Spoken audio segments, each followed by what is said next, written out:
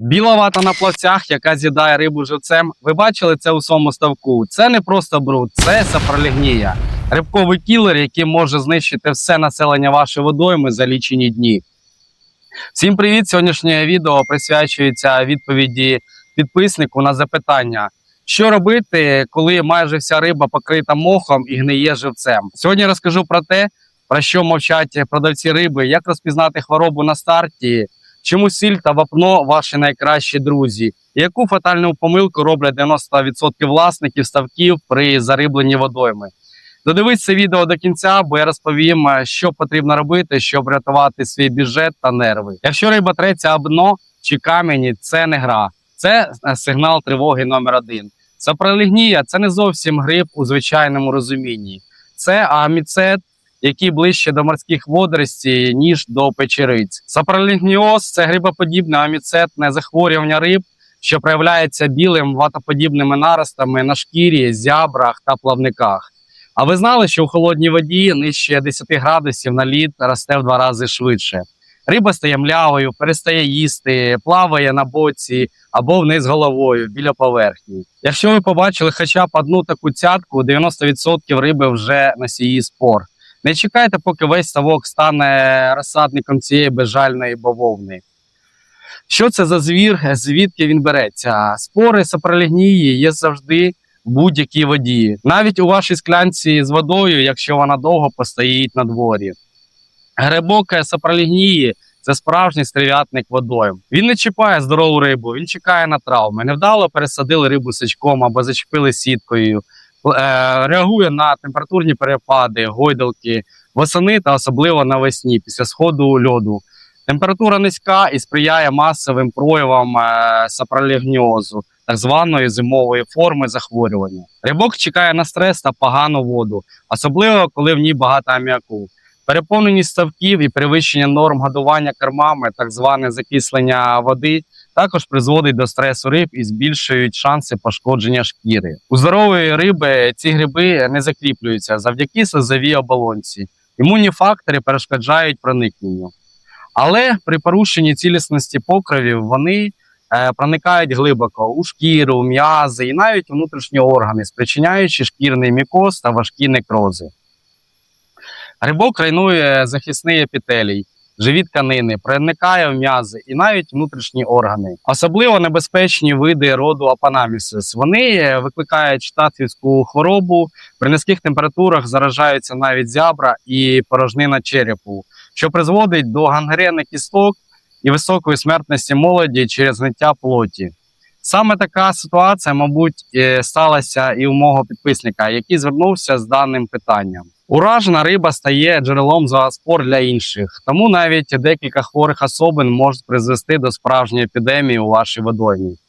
Основні джерела сапролігніозу – це уражені риби, органічні рештки, погана якість води, низький рівень кисню, занедбана підготовка водойми, високий рівень pH, вище 8,3 та перенаселення водойми.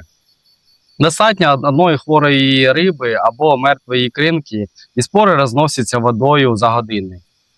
Тому не дивуйтесь, якщо після купівлі нової риби через тиждень у вас в водоймі виникне справжня епідемія. Перед зарибленням водойми зарибок краще потримати 2 тижні у карантині, наприклад, у басейні. Якщо такої змоги немає, тоді рибу краще потримати 5 хвилин у сольовій ванні. Кидаємо 1 столову ложку солі на 1 літр води. Рибу тримаємо у такій ванні не більше 300 секунд, це навесні та восени. Літом тримаємо рибу трішки менше. Під час засолки риби не хвилюйтесь, риба у сольовій ванні впадає в стан шоку. Але коли ви її випустите до водойми, вона оживе та скаже вам велике дякую. Щоб не допустити появу сапролігнії, необхідно регулярно дезінфікувати водойму та мати в наявності у водоймі аерацію для збагачення води киснем. Ми вапнуємо водойму двічі на рік, навесні та восени. У нас на каналі є безліч відео про вапнування водойм та аерацію. Посилання на відео залишу в коментарях, підказка зверху та в описі під відео. Як виглядають симптоми сапролігнії? Якщо ви бачите ці симптоми, то вже майже пізно. Перша стадія – тонкі білі нитки, так звані гіфи. Схоже це все на маленькі пучки вати або павутиння. Друга стадія. Плями стають брудними, сірими або навіть зеленими через водорості, що заплуталися в грибку. Третя стадія, фінальна. Грибок проростає всередину, м'язи, зябра і навіть внутрішні органи. Риба стає млявою, втрачає координацію і засинає. Якщо вже вражені зябра, то у риби шансів майже немає. Риба просто задихається, хоча кисню у воді достатньо. Як боротися з даною хворобою? Запишіть або краще збережіть дане відео обране. І так, починаємо. Перший спосіб – кам'яна сіль.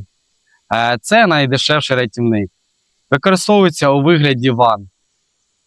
Дозування 10-15 грамів на 1 літр води.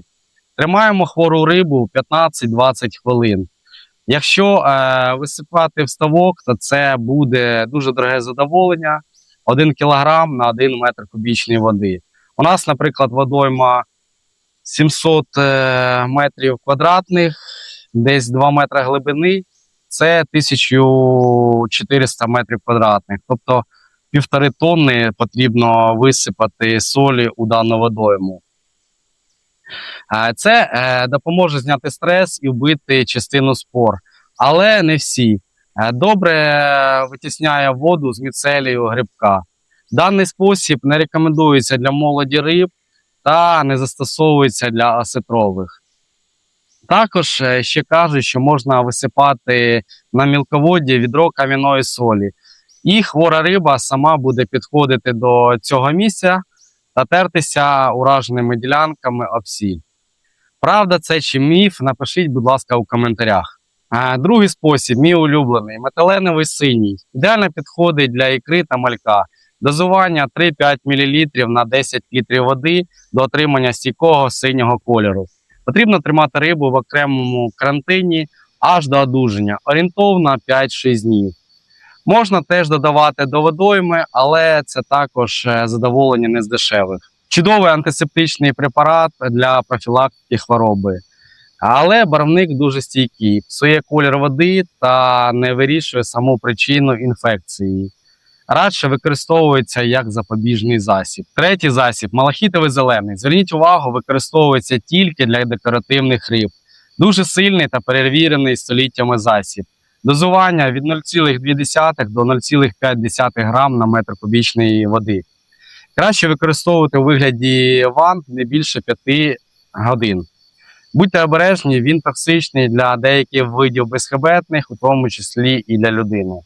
Досить ефективний фунгіцид, успішно лікував сапролігніоз у рибних господарствах, заборонений в багатьох країнах, наприклад, у Європейському Союзі та Сполучених Штатах Америки, особливо для промислових риб через мутагенність та канцерогенність. Краще не використовувати без ретельного зважування ризиків, особливо якщо ви збираєтеся у майбутньому вживати вирощену у вашій водоймі рибу. Четвертий засіб – гашене вапно. Дозування 2 кг вапна на 1 сотку по зеркалу водойми та зводити 1 кг сухої речовини на 20 літрів води та проливати всю водойму з берегів або з лодки. Але слідкуйте, щоб не стрибнув рівень pH.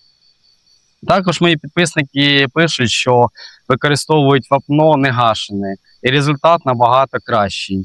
Але я даний засіб не тестував, тому залишу право вибору за вами. Хто пробував використовувати негашене вапно, напишіть у коментарях, як вам результат. П'ятий засіб – перманганат калію або так звана марганцівка. Дозування від 0,5 до 2 мг на літр. Використовують у вигляді ванночок не довше 30-60 хвилин. Швидко окислює грибні клітини. Недорогий, застосовують на ранніх стадіях захворювання. Потрібна точна доза, вищі концентрації отруйні. Також цей засіб фарбує воду в рожево-фіолетовий колір та зменшує кількість органіки у вашій водоймі. Основна небезпека – сильна окислювальна дія. Перевищення дозування призводить до опіків тканин та вбивства зябр у риб. Шостий засіб – формалін, 37% розчин. Дозування 100-300 мг на літр. Використовують у вигляді ванночок не довше 30-60 хвилин. Це сильний фунгіцид, бактерицид, широко досліджений, підвищує виживання інфікованих риб, потенційно канцерогенний, може подразнювати дихальні шляхи. У Сполучених Штатах Америки та Європейському Союзі не дозволений для їстівних риб. При застосуванні необхідно забезпечити аерацію і суворе дотримання концентрації.